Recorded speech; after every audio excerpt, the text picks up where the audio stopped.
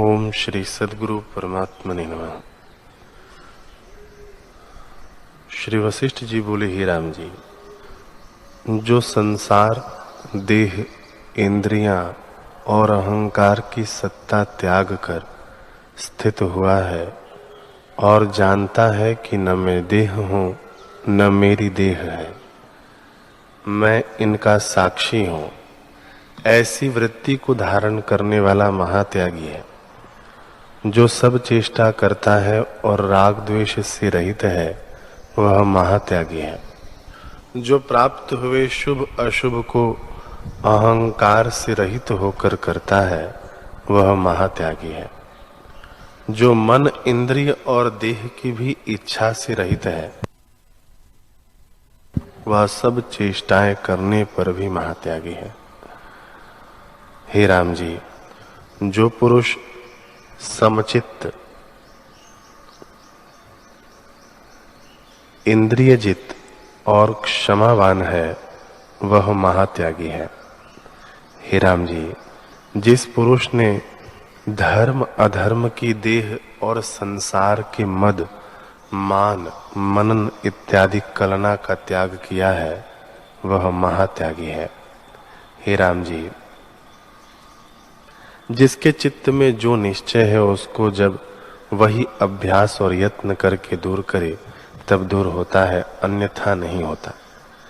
ज्ञानी भी अज्ञानी के निश्चय को दूर नहीं कर सकता। जैसे मृतक की जीव कला को मनुष्य ग्रहण नहीं कर सकते कि उसके निश्चय में क्या है। जो ज्ञानवान है, उसके निश्चय में सर्व ब्रह्म का भान होता है और उसे जगत द्वैत नहीं भासता, और उसी को मेरे वचन शोभते हैं। आत्म अनुभव सर्वदा सतरूप है और सब असत पदार्थ है। ये वचन प्रबुद्ध के विषय हैं और उसी को शोभते हैं। अज्ञानी को जगत सत भासता है, इससे ब्रह्मवाणी उसको शोभा नहीं देती। ज्ञानी को यह निश्चय होता है कि जगत रंच मात्र भी नहीं, एक ब्रह्म ही सत्य है। यह अनुभव बोधवान का है।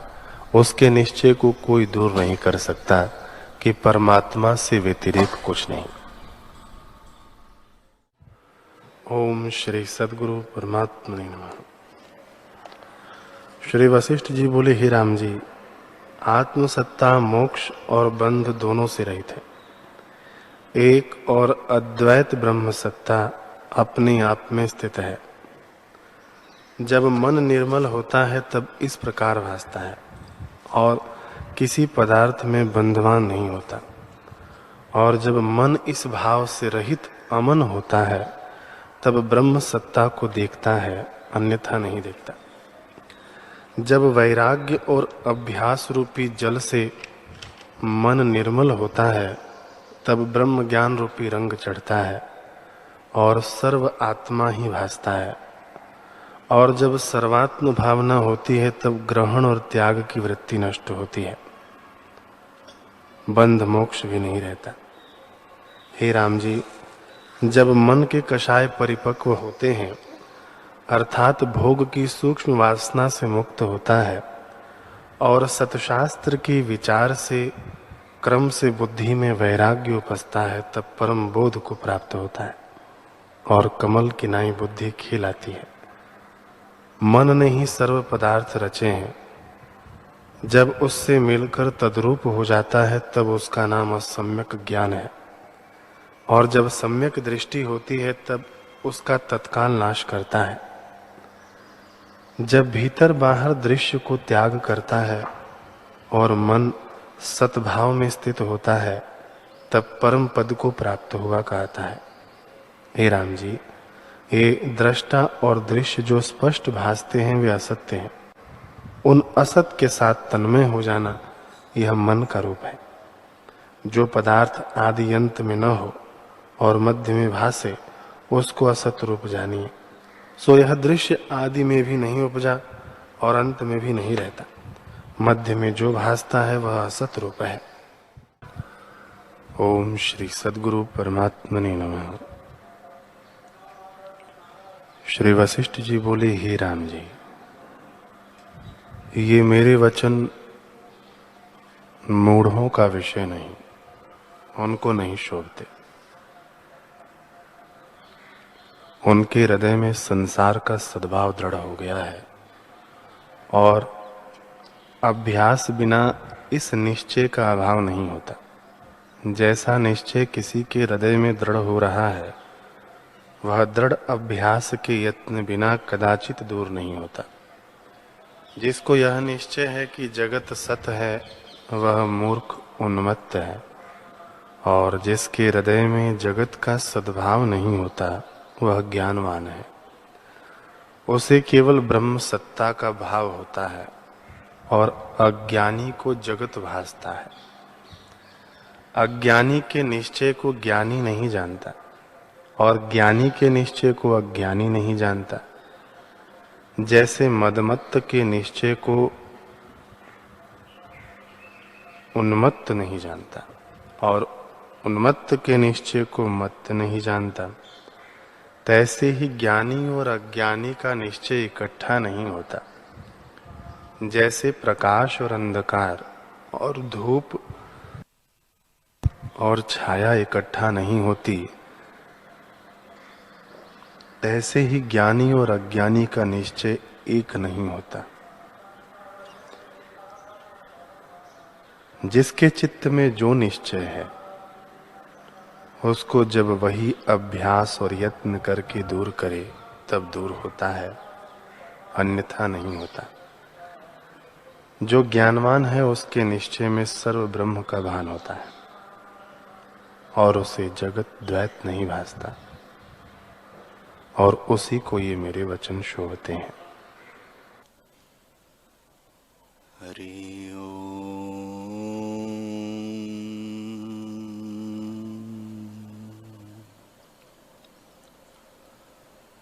हरि ओम।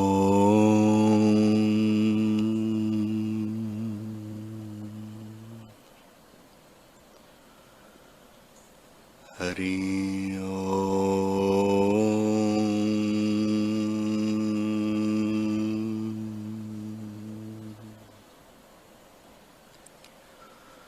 गुरुर्ब्रह्मा गुरुर्विष्णु गुरुर्देवो महेश्वरः गुरुर्साक्षात् परब्रह्म तस्मै श्री गुरवे नमः।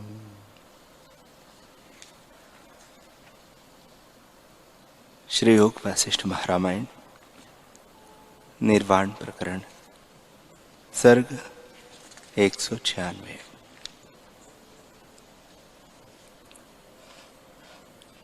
श्री वशिष्ठ जी बोले, हे रामचंद्र जी,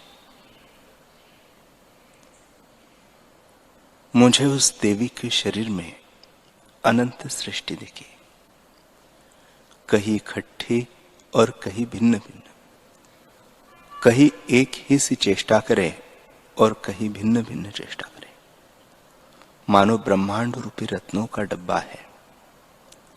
हे रामचंद्र जी, जब मैं संकल्प सहित देखता तब मुझको सृष्टि दृष्टिगत होती, और जब आत्मा की ओर देखता तब केवल आत्मरूप ही दिखता और कुछ न दिखता। संकल्प दृष्टि से संपूर्ण जगत नृत्य करता देख पड़ता, पर ऐसी सामर्थ्य किसी की न दिखे कि नृत्य न करे। जगत की उत्पत्ति, स्थिति और प्रलय सब उसी में दिखते और संपूर्ण क्रिया उसी से होती दिखती। उसी में सिद्ध, देवता, गंधर्व, अप्सरा विमान पर आरूढ़ फिरते और नक्षत्रों के चक्र फिरते, मानो ब्रह्मांड फिर उदय हुए हैं। जब मैं फिर आत्मदृष्टि से देखता तब ब्रह्मांड स्वरूप भासती और संकल्प दृष्टि से जगत भासित होता। वह चित्त कला जो संकल्प रूप है, उसमें सभी दिखते। हे रामचंद्र जी, ब्रह्मा, विष्णु, रुद्र, इंद्र, अग्नि, सूर्य और चंद्रमा आदि सब उसी में दृष्टिगत होते थे। जैसे मच्छर वायु से उड़ते हैं, वैसे ही अनंत सृष्टि उसके शरीर में उड़ती दृष्टिगत होती। इससे मुझे महान आश्चर्य हुआ। वह भैरव था और वह भैरवी उसकी शक्ति थी। दोनों मुझको विशाल कार्य देख पड़े। यह नित्य शक्ति सर्वात्मा थी और परमात्मा की क्रिया शक्ति सब विश्व को अपने आप में जानती थी। जैसे समुद्र सब तरंगों को अपने में अपना रूप जानता है, वैसे ही सब ब्रह्मांड को वह अपने में अपना रूप जानते थे। वह तो सदाशिव से भी बड़े अहंकार को धारण किए थे। मानो सब ब्रह्मांड की माला कंठ में डाले है और यम आदि सब उसकी मर्यादा है। हे रामचंद्र जी, इस प्रकार मैंने रुद्र और काली भवानी को देखा। रुद्र के शीश पर जो जटा थी वे मोर की पंख की नाई थी। काली को मैंने देखा कि नाना प्रकार के मृग उसके साथ है और वह डम डम शब्द करती है। यह शब्द भी वह करती थी, दिगम दिगम तुद्विगम पंचमनावहम समम प्रलयम मियम तुयंत्रिपत्रो त्रिलम त्रिशलशुलम मनुषम सुमशम मशभिग्रु गुहिं गुहिं उगुम मियुंगु दलु मददारी मिदाद दंती। हे रामचंद्र जी, इस प्रकार के शब्द करती हुई वह श्मशानों में नृत्य करती थी। हे राघव, ऐसी देवी तुम्हारी सहायक हो जो सर्वशक्ति परमात्मा है और सब ब्रह्मांड उसके आश्रय है।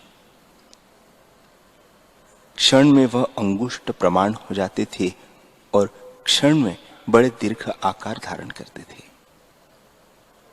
सब जगत में जो क्रिया होती है वे उसके आश्रय से होती है। कहीं उत्पत्ति होती है, कहीं युद्ध होते हैं। ऐसी नाना प्रकार की क्रिया उस देवी के आश्रय से होती है। जैसे आईने में प्रतिबिंब होता है, वैसे ही उस देवी में क्रिया होती है। राम जी ने पूछा, है भगवान, यह जो तुमने रुद्र और काली का वर्णन किया, सो वे कौन थे? महाप्रलय में तो कुछ नहीं रहता। उनके शरीर में तुमने सृष्टि कैसे देखी और महाप्रलय होकर उनके शरीर में सृष्टि ने कैसे प्रवेश किया? उस काली के हाथ में शस्त्र क्या थे? कहां से आई थी और कहां गई? उसका कारण क्या था? उसका आकार क्या था? श्री वशिष्ठ जी बोले, हे रामचंद्र जी, न कोई रुद्र है, न काली है, न कोई पुरुष है, न कोई स्त्री है, न कोई नपुंसक है, न पुरुष। मिलकर कुछ नहीं हुआ है।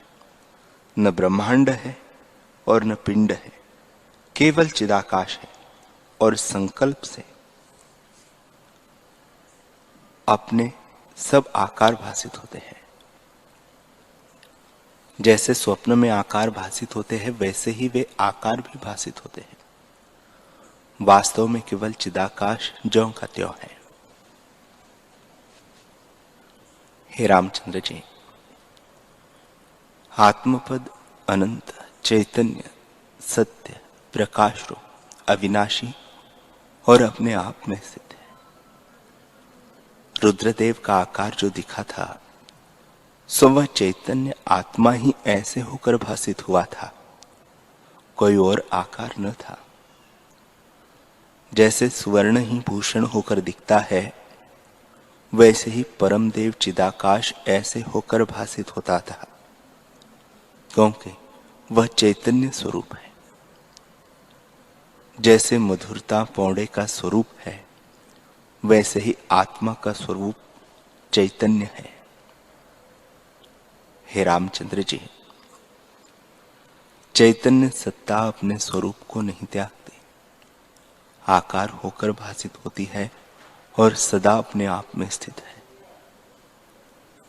जैसे पौंडे के रस में मधुरता न हो तो उसको कोई रख नहीं सकता, वैसे ही आत्मसत्ता में चेतनता न हो तो उसे चैतन्य कोई न कहे।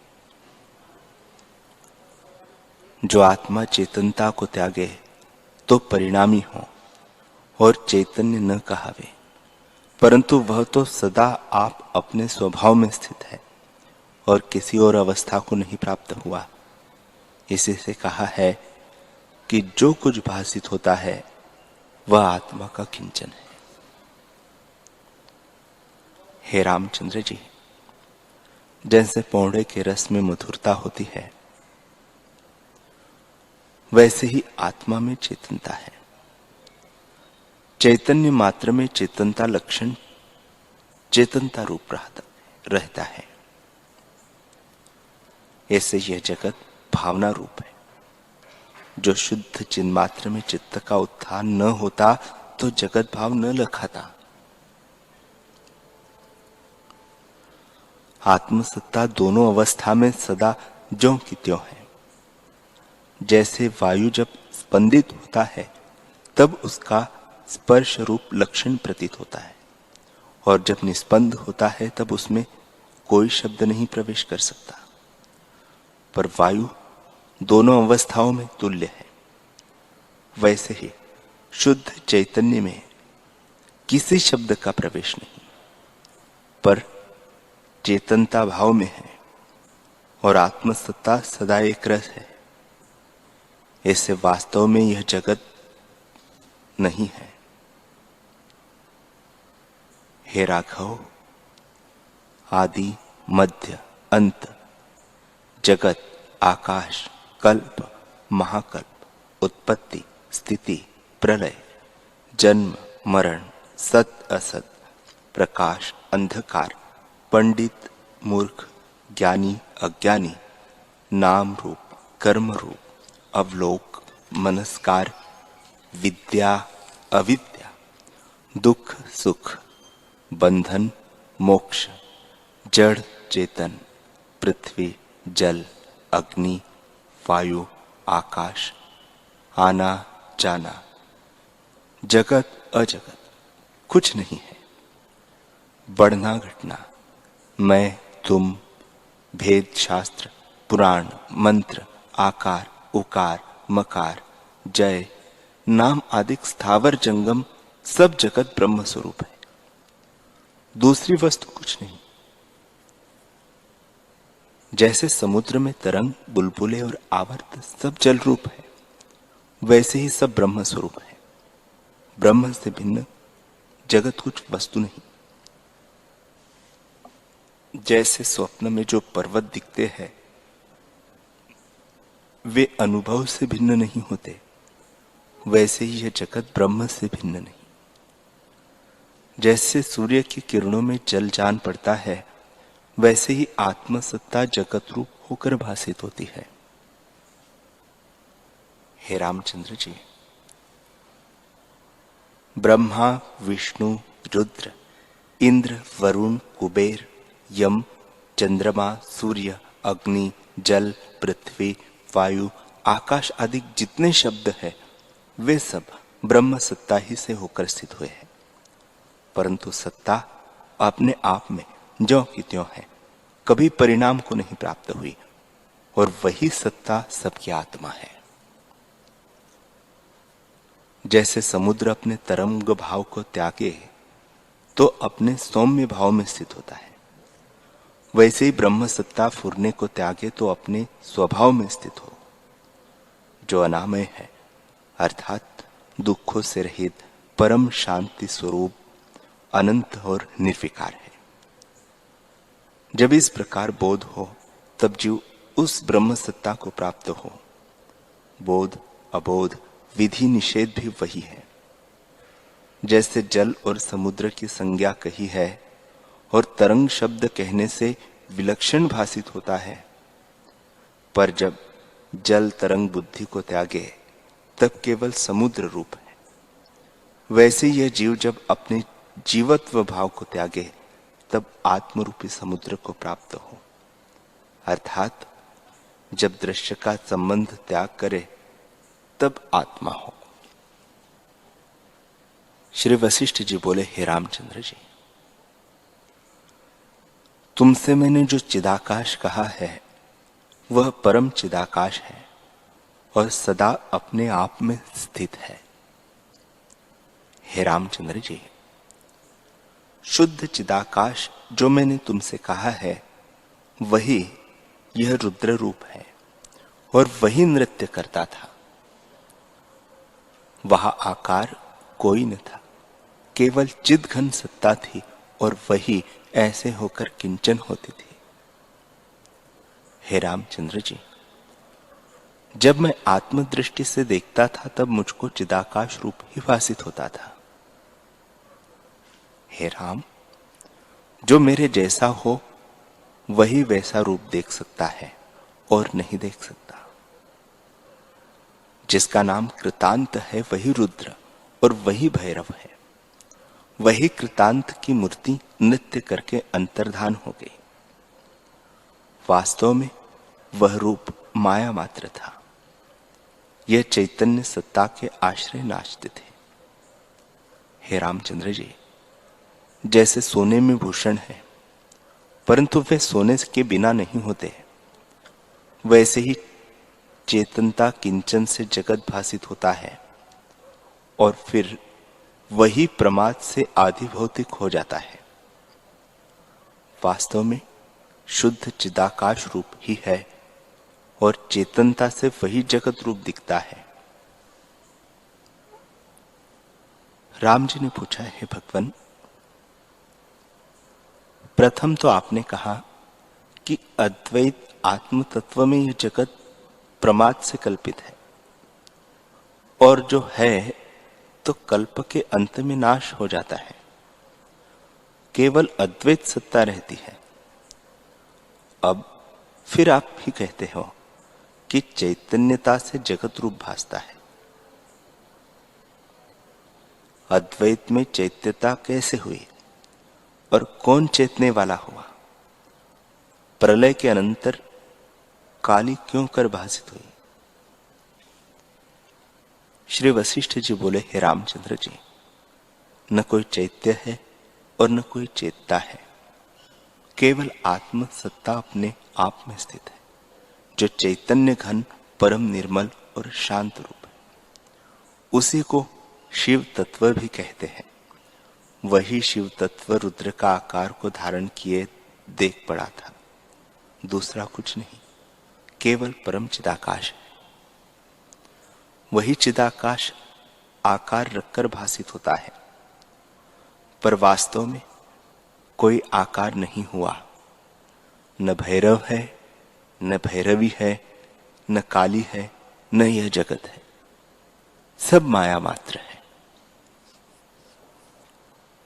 जैसे स्वप्न में आत्मसत्ता चैत्यता के कारण जगत रूप दिखती है, पर स्वरूप से कुछ चैत्यता है और न जगत है। आत्मसत्ता ही अपने आप में स्थित है।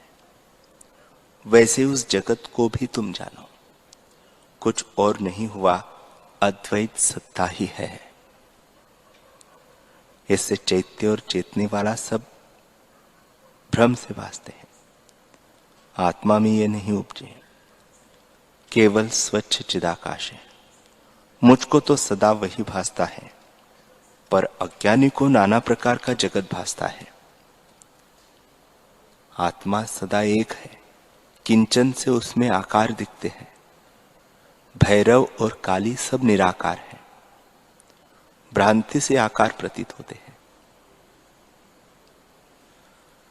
जैसे मनोराज्य में युद्ध भासते हैं और जैसे कथा में अर्थ भासते हैं, वे अनहोते ही संकल्प विलास से है, वैसे ही चिदात्मा में यह जगत भासित होता है। जैसे आकाश में तुरवर दिखते हैं, वैसे ये आकार दिखते हैं। हे रामचंद्र जी, ये जो जगत प्रलय और महाप्रलय आदि शब्द है, उनका नाश करने के लिए मैं तुमको कहता हूं। आत्मा एक अद्वैत चैतन्य है। उस चेतनता का अभाव कभी नहीं होता। वह अपने आप में स्थित है और किंचन है। जैसे सूर्य की किरणें किंचन रूप होती है और उनमें जल भासता है, वैसे चित्त का किंचन जगत भासता है। वही महाप्रलय में रुद्र और भैरवी होकर भासता है। वास्तव में न कुछ रुद्र है और न काली है, सब आत्मा ही है। हे रामचंद्र जी,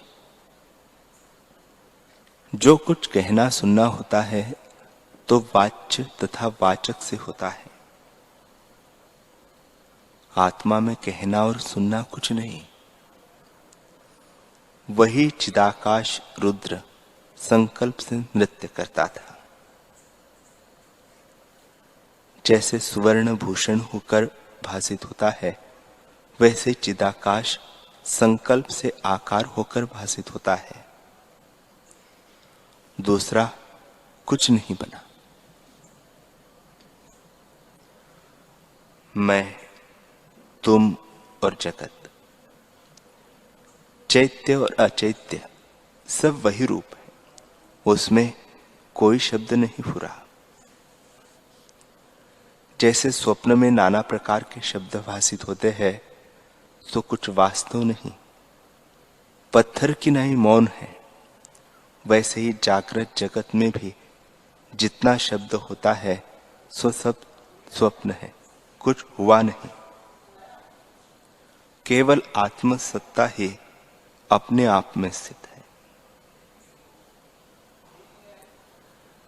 जैसे आकाश अपनी शून्यता में स्थित है,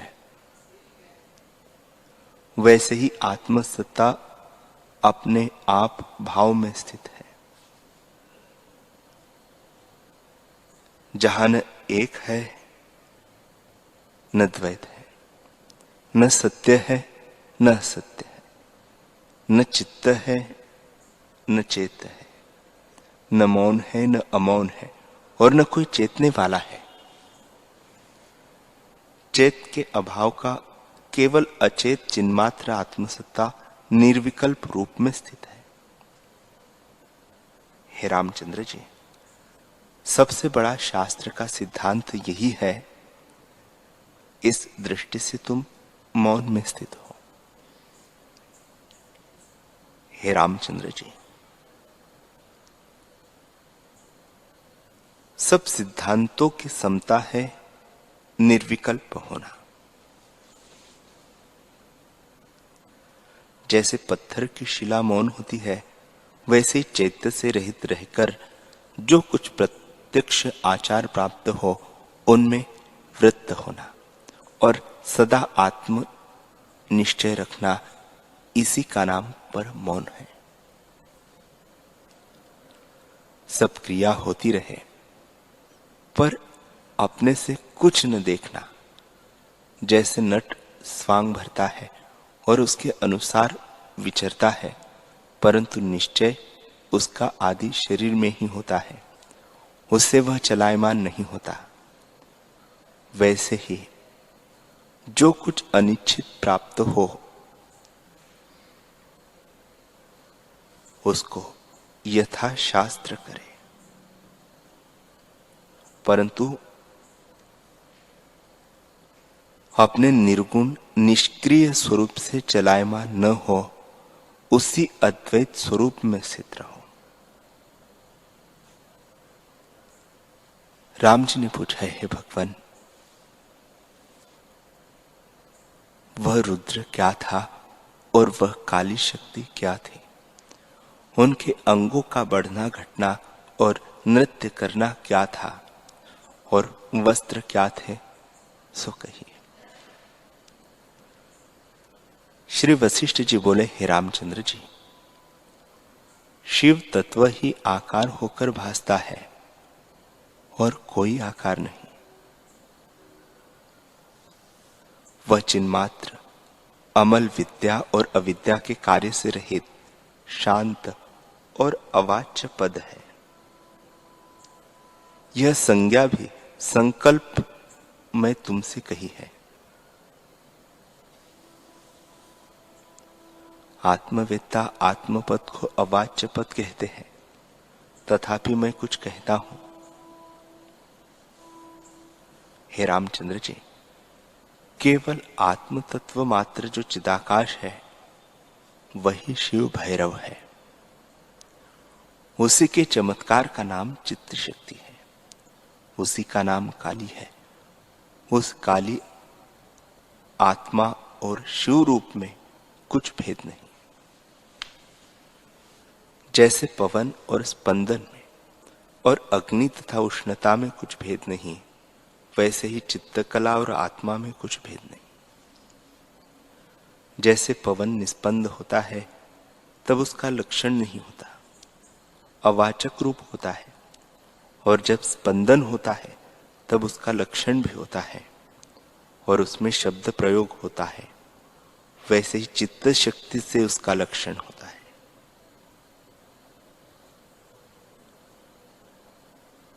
उसके अनेक नाम हैं। उसी का नाम स्पंदन और इच्छा है। उसी को चैतन्य मुखत्व से वासना कहते हैं। उसी के स्वाद की इच्छा से जब चित्त संवित में वासना फुरती है तब उसका नाम वासना करने वाला वासक कहता है। फिर आगे दृश्य होता है। जब त्रिपिटी हुई अर्थात वासना, वासक और वास्य हुए, तब वासक को जीव कहते हैं। जो जीवत्व भाव लेकर स्थित होता है तब उसको यह भावना होती है कि मैं जीव हूं और मेरा नाश कभी न हो। इस इच्छा से जीव कहता है। चित्त शक्ति की जो ऐसी संज्ञा होती है वह स्पंदन रूप में होती है, पर शिव तत्व अस्फुरण है और अचेत शक्ति में फुरने की नाई स्थित है। जैसे सूर्य की किरणों में जल नहीं होता और हुए कि नहीं भासता है, वैसे यह जगत है नहीं और हुए कि नहीं दिखता है। इससे उसको यह संज्ञा देते हैं। परमात्मा की क्रिया शक्ति काली प्रथम तो कारण रूप प्रकृति है और उसी से सब है, इसी से प्रकृति रूप है। वह विकृति अर्थात किसी का कार्य नहीं है। महत्तत्व, पंचभूत और अहंकार ये 7 प्रकृति विकृत है, अर्थात कार्य भी है और कारण भी है।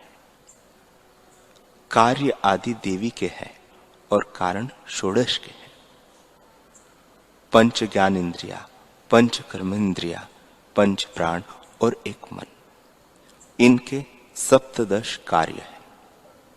षोडश विकृति है अर्थात कार्य रूप है, कारण किसी के नहीं।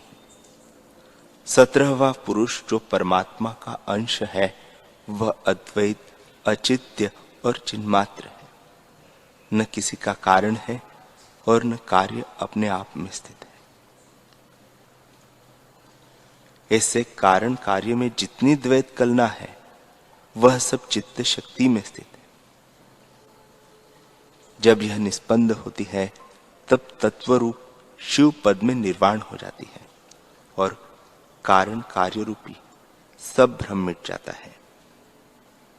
केवल आकाशवत शेष रहता है। वह शुद्ध, अद्वैत, अचेत चिन्मात्र सदा अपने भाव में स्थित है और उसकी स्पंद रूप क्रिया शक्ति की ये सब संज्ञा है। प्रथम तो सबका कारण रूप प्रकृति है जो शोष है, अर्थात जैसे बड़वाग्नि समुद्र को सुखाती है वैसे ही वह जगत को सुखाती है। वह सिद्ध है अर्थात साधक उसे आश्रय करके सेवते हैं। वह जयंती है अर्थात उसकी जय है। वह चंडिका है अर्थात उसके क्रोध से जगत का प्रलय होता है और संसार डरता है। वह वीर्य है अर्थात उसका वीर्य अनंत है। वह दुर्गा है अर्थात उसका रूप जानना कठिन है। वह गायत्री है अर्थात उसके पाठ से संसार समुद्र से रक्षा होती है। वह सावित्री है अर्थात जगत का पालन करती है। वह कुमारी अर्थात कोमल स्वभाव वाली है। वह गौरी अर्थात गौर अंग वाली है। वह शिवा अर्थात शिव के बाएं अंग में बसने वाली है। वह विजया अर्थात सब जगत को जीत रही है। वह सुशक्ति है अर्थात अद्वैत आत्मा में उसने विलास रचा है। वह इंद्र सारा है अर्थात यह जो उकार इंद्र का आत्मा है उसका सार अर्ध मात्रा है और उकार अकार मकार तीनों मात्राओं का अधिष्ठान है।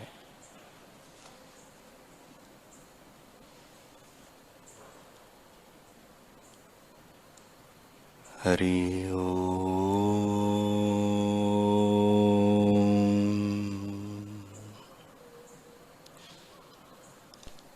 हरि ओम।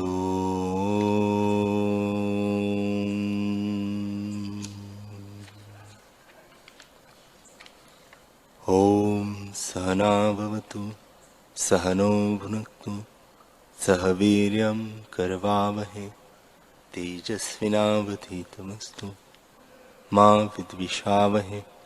ओम शांति शांति शांति। श्री सद्गुरुदेव भगवान।